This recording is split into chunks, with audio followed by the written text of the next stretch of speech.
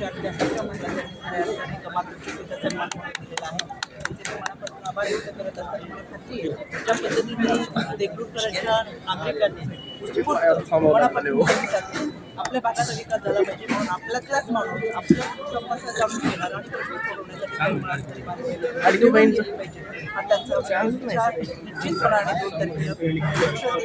2 तारखेला विजयाचा गुलाल हे नगर अध्यक्ष आणि उमेदवारांवर निश्चितपणाने आम्हाला राजकारणाची सत्ता आली तर महिला सक्षमीकरणासाठी आपण काय करणार आहोत? नाही गेली अनेक वर्ष आम्ही महिला सक्षमीकरण सबलीकरणासाठी काम करतो. महिला व बाल विकास मंत्री आदिती तटकरे यांच्या माध्यमातून ज्या पद्धतीने एक लाडकी बहीण योजना सुरू आहे त्याच्याही पलीकडे जाऊ आर्थिक विकास महामंडळाच्या माध्यमातून दुबई एक्सपो जिथं 82 देशांचं प्रतिनिधित्व होतं त्या दुबई एक्सपोमध्ये जर एकटं कोणी सहभागी होत असेल तर ते मावीम असतं आणि हे मावीम म्हणजे वाड्या वस्त्या आणि पाड्यांवरच्या ग्रामीण भागातल्या महिलांनी स्वतः उत्पादित केलेल्या बचत गटातल्या मालाला मार्केटिंग देणारं हे क्षेत्र आहे. याचा आम्हाला अभिमान आहे. त्याच्यामुळं सबलीकरण सक्षमीकरण आणि या माध्यमातून प्रत्येक महिलेला आर्थिक पाठबळ मिळालं पाहिजे एक आत्मविश्वास मिळाला पाहिजे यासाठी तर आमचा कायमचा प्रयत्न आहे आणि म्हणून तेच आम्ही गेल्या अनेक वर्षापासून या माध्यमातून काम करताना तुम्हाला दिसून येत असते. त्याच्यामुळे निश्चितपणाने त्यापुढे जाऊन मला फार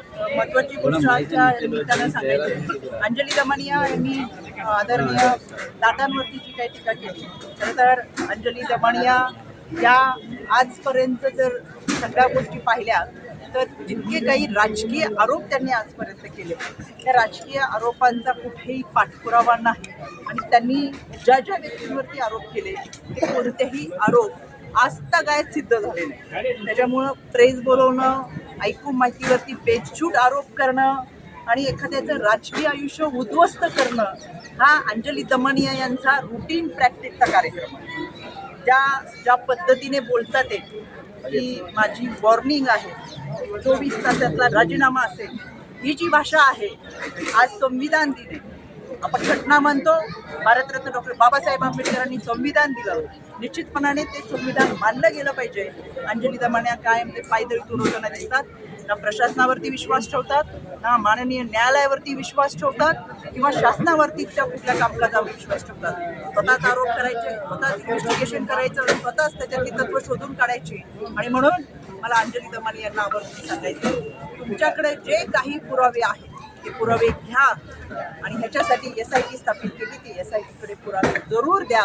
पण ज्या पद्धतीची तुम्ही भाषा वापरताय महाराष्ट्र तुम्हाला फार गांभीर्याने घेत नाही पण वॉर्निंग सारखे शब्द जेव्हा तुम्ही वापरता त्याच्यामुळे कोणासाठी तरी आणि कोणावरती तरी आरोप तुम्ही जे करताय निश्चितपणाने असं वाटतं आणि मला दाट शंका येते कॉन्ट्रॅक्ट बेसवरती काम चालतं.